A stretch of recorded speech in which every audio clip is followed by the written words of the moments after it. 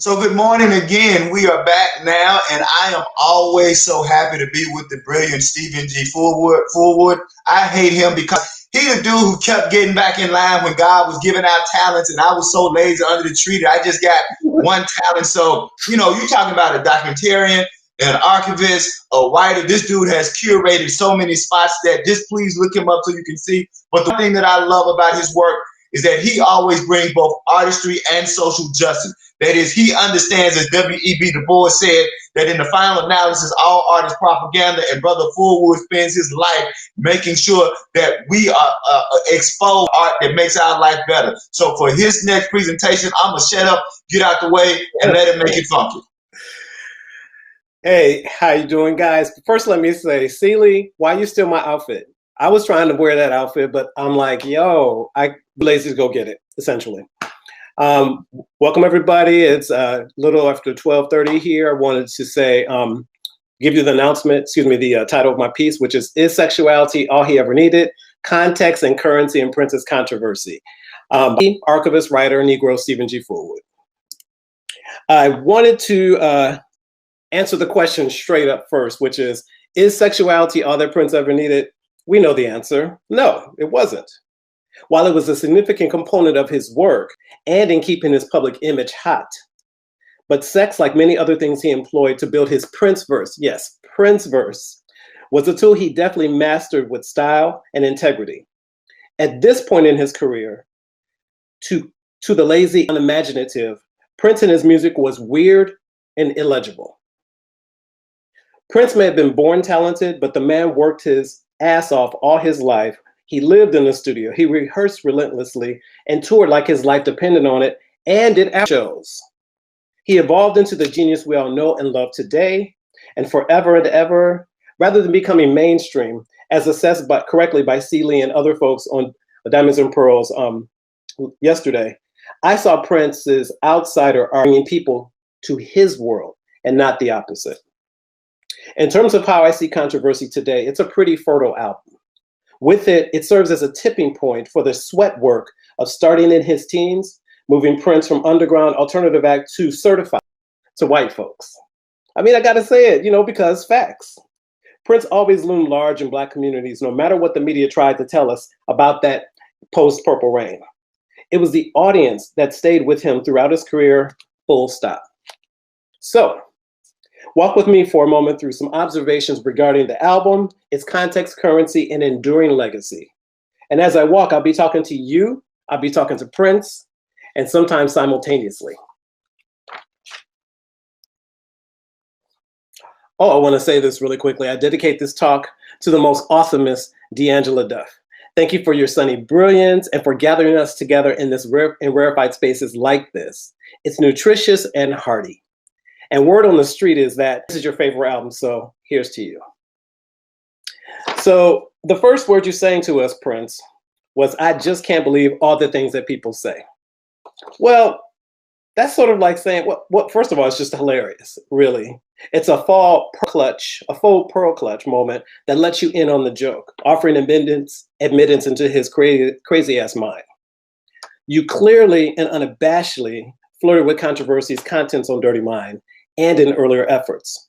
You're the one who was calling for a leader for a new breed, stand up and organize, and asking, no demanding that we join in. People call me rude. I wish we all were nude. I wish there were no black and white. I wish there were no rules. Chant like, incantation like, very catchy, magic. It burned to my Midwestern teenage brain. I recited all these lines like I wrote them. Many of us felt this pull. We were looking for a leader to stand up and organize. As teens going through puberty, we wanted to believe that sexuality was all that we ever needed, even though most of us had no idea about what it could mean. We carefully turned down the volume when the Lord's Prayer came on Controversy, lest our parents hear it and threaten to confiscate the album. See, Prince, let me address you. Doing it meant that you could stay in your own lane, build your own creative space, what I call the Prince verse, as I said. Population, all of us. Uptown, Erotic City, The Dawn. You add more here if you like. On Controversy, you would experiment with a cornucopia of ideas that anticipated music explorations in the future. This was no demo. Controversy was polished and ready to ship. You were always calling for us to imagine something different, something liberating, something fun and counterculture. You were world building several years before others glimpsed your expansive, inspired vision, which some say began and ended with Purple Rain. But those of us who listen and have a memory, we stayed and we were rewarded with the soundtrack for our lives.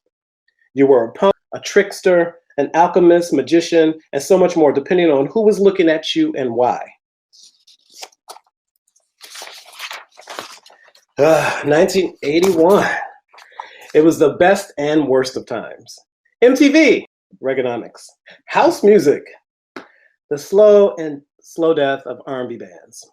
Hip hop, disco tried to hang on. Punk stuck around long enough to remind us that it's better to die on your own sword than be controlled or canceled by the music industry.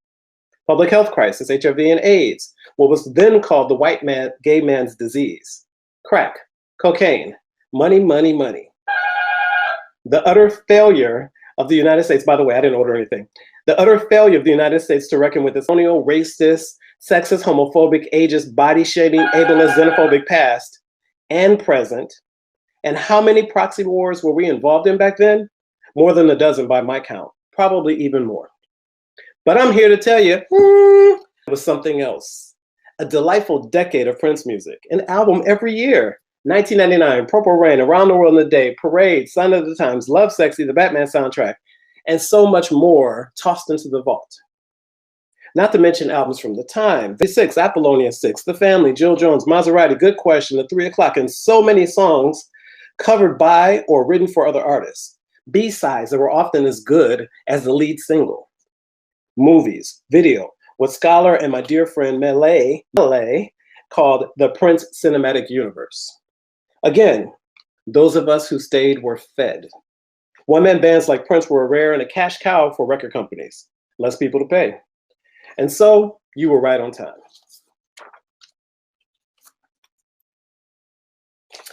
So, yo, Prince, what's up with that hair? You know, year after year, you rarely repeated yourself, and we watched you move from stringy, drippy, processed hair and open trench coats revealing your pivotal panties, in mine, to a process trying to be a bouffant hair looking like you were just in a fight and undo, ruffled shirts, tied in an untied Western bow tie, silver and or black suspenders, I'm looking at you, Celie, and a mauve pink or trench coat, controversy, to a curlier do, ruffled shirts, and an open, sparkly purple trench in 1999.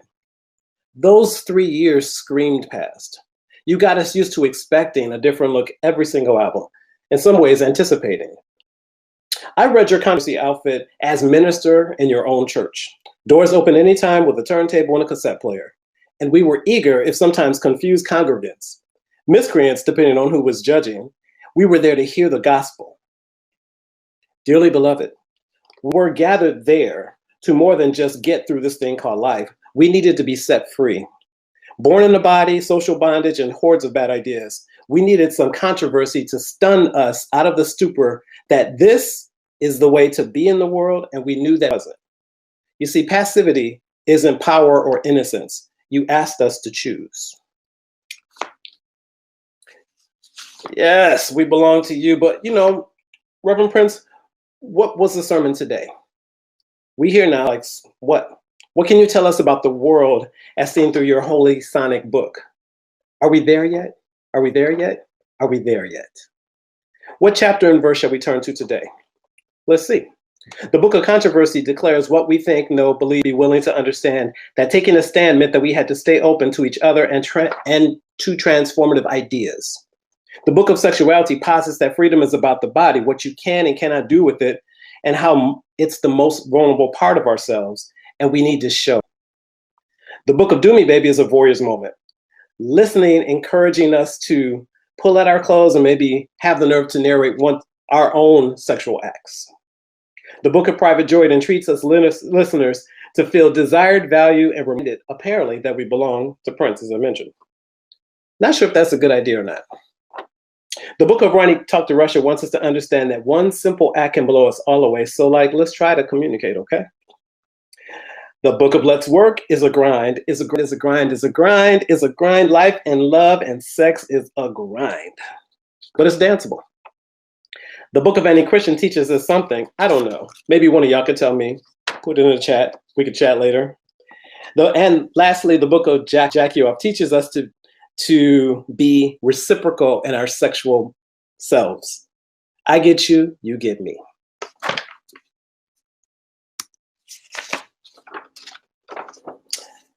But you're right, Prince. Whatever we want and those who cannot deal with it, we have a problem with. You're completely correct. But oftentimes when we don't like something, it's not often we pause for self-reflection and ask ourselves why, what it's about. We don't think that way. We think we go on attack because we are offended. Controversy leans into itself. It's risky. It's determined to shock and provoke people and reveling in that response. For example, reciting not one, not two, not three, but a whole Lord's Prayer in the middle of controversy pissed some Christians off. Check. Or just straight up singing about jacking somebody off. And, well, the song Jack You Off probably pisses off the sexually repressed. Check. Here's some reviews from that time and more currently. Despite all the contradictions and hyperbole in Prince's Playboy philosophy, I still find his message refreshingly relevant. Rolling Stone. Even with all of Prince's ambitions, the music on Controversy doesn't represent a significant breakthrough from Dirty Man, and it is often considerably less catchy and memorable. All music. Prince may not have reached his peak at this point, but on Controversy, Prince displays not only unlimited potential, but some undeniable classics. Some dude on the internet. To me, Controversy worked for the aforementioned reasons and more. First, the music is banging. Concise, yet wild synths, dusted with a little funky guitar here and there. And on Do Me Baby, we get stark, rich, and haunting piano. Controversy is anchored, however, by a propulsive bass and drum, and that's the key. In fact, it is the bottom that melds it all together. Here's the first time that Prince uses Lin Lin on Private Joy. Correct me if I'm wrong. There's audacity. Prince said to all of us, y'all think I was playing, but no, this is my shit. Get in. The images, all the stuff I mentioned earlier, but sort of not naked, but ready to get naked at a moment's notice. But often the trench stays on. I mean, Controversy was critiqued as a bridge between Dirty Mind in 1999 and therefore not as remarkable. And I disagree in this way.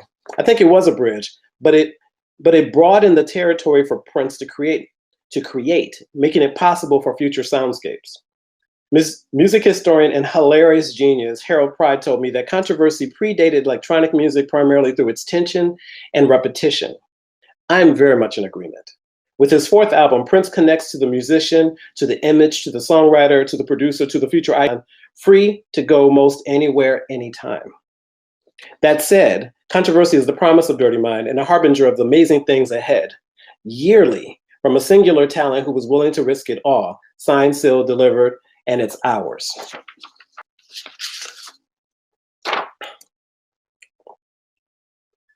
Ooh.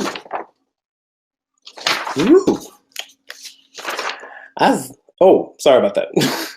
I was thinking about the singles and, oh, sorry about this. I think I messed something up. But let me say this. With Controversy, there were 4 singles. Of course, it was Controversy, Sexuality, Let's Work, and Do Me Baby. I remember I didn't have the money as a kid to buy Prince's Controversy, and I was sort of saddened because it was, money was hard to get by in a Midwestern boy like myself who had no money to speak of or no job. And my father was not trying to hear no Prince up in that, let me tell you. But what I thought was really interesting were the posters and the ads for Controversy. I mean, let me ask you this, Prince.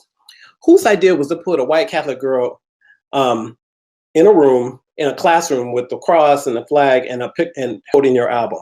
Was that you? I don't think so. But see, in my brain, I was thinking, well, for me, most of the time, the last 3 albums, you've largely been your own kind of video. I mean, I did not hang this poster in my bedroom for the obvious reasons. I wanted to stay alive in my daddy's house reasons. But yes, I remember seeing this, and my sister had it in their room, of course, but not in my room, not at all. I was trying to do some special effect that didn't work out. Just to do that. Well, let me tell you what I wanted him to be. I don't know, I guess. I mean, at significant points in my life, when I was a sophomore in high school, controversy gave me something really necessary that I hadn't realized until now. Prince gave me confidence. So it was easy to gravitate towards him, to love his music and his sense of self. After the success of 1999, MTV started playing 2 videos from Controversy, the title cut and Sexuality. And it was much easier at this point to emulate Prince's dancing, which by all accounts had gotten so much better. In the video for the title cut, the song begins and we find Prince standing stock still, high above us in front of a large stained church window. Guitarist Stickle coaxed him down to be with us regular folks to testify, justify, and to clarify where he is all in this controversy. Again, I love his dancing. It's more refined and less dirty mind, herky-jerky, Mick Jaggery star all over the place. Despite the fact that you can barely see Prince, I mean, like, who lit this video? It is just drowning in light. It's one of my favorite videos. Seeing him bop and snap and pout at the mic at the beginning of Sexuality is delightful. The scream, the energy, and call to action is electrifying. I'm all for the prancing, the jumping, and the splits. It's my favorite song on the album. What's yours? Talk amongst yourselves. When I first read this quote, I immediately thought how uncertainty and uncertainty, geography, simultaneously being from somewhere and nowhere, and how a nomadic sensibility might have opened the door for you, Prince. It also may have opened the impossible as well, that all bets were off. Suddenly, the impossible wasn't impossible. Anything could happen. You needed to be up and out at a moment's notice. No one to rely on but yourself. Critically, no musical style was off limits. R&B, soul, funk, rock, new wave, punk, techno, pop, jazz. I mean, what couldn't you do? When I think about the times you've used the word lonely in work, it's gonna be lonely, for example, or implied in cuts like So Blue. With all the thumping and posturing going on in Controversy, one can't help but see the persona slip a bit. And what I mean by it is this. When I listen to Ronnie Talk to Russia, it's rendered like a nursery rhyme, humorous, but it doesn't lose its terror, right?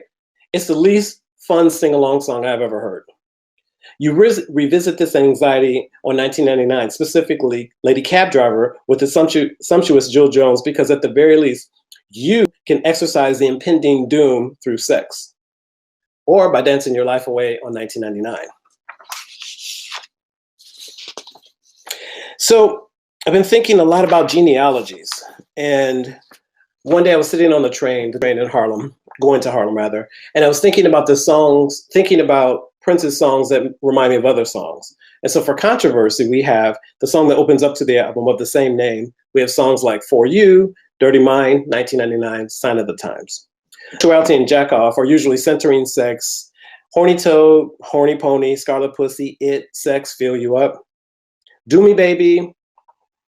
In the tradition of his ballads, we have International Lover. We have the more raunchy kind of, I guess, I wouldn't call it ballad, maybe Darling Nikki, but maybe that's Sexuality. Although not a ballad, Automatic as well. Songs like Private Joy and Let's Work are dance songs, often self-referential, like songs like I Would Die For You and My Name Is Prince. And finally, Ronnie, Talk to Russia, and Annie Christian, these socio-political songs that are sometimes direct and sometimes pretty vague, but songs like Sign of the Times, Live for Love and Money Don't Matter kind of speak on that. Whew. That's a lot of music, and that's not even all of it.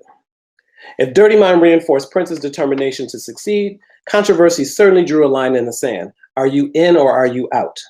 I read the first 2 albums as Prince saying, I can do this by myself, come and dance with me. Warner Brothers, leave me alone, please.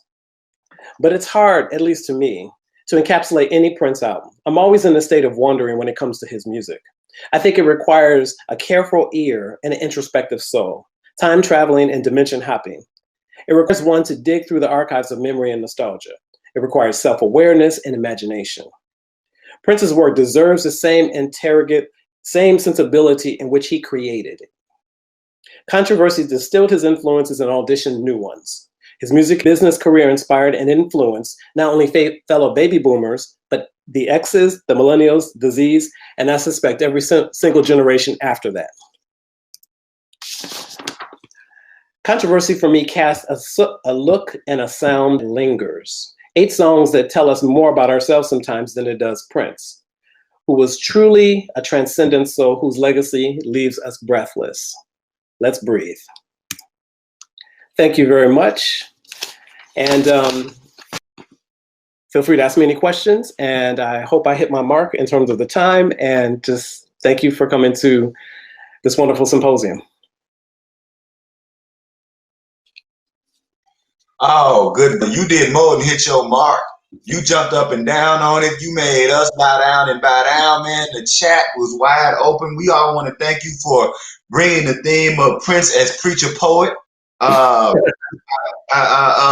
love the fact that you hit us with, you know, Prince being a media mentor of self-love and tolerance. Man, people were right there with you. And then most importantly, the fact that you made it clear that, you know, rather than just a bridge, controversy should be read as a blueprint of artistic evolution. Right? So it is a bridge, but it's also an example of how one evolves as both a person and an artist. And so you were dead on with that. What we're gonna do is have folks hold their Q&A until we get to the full panel. And so we just want to thank you again.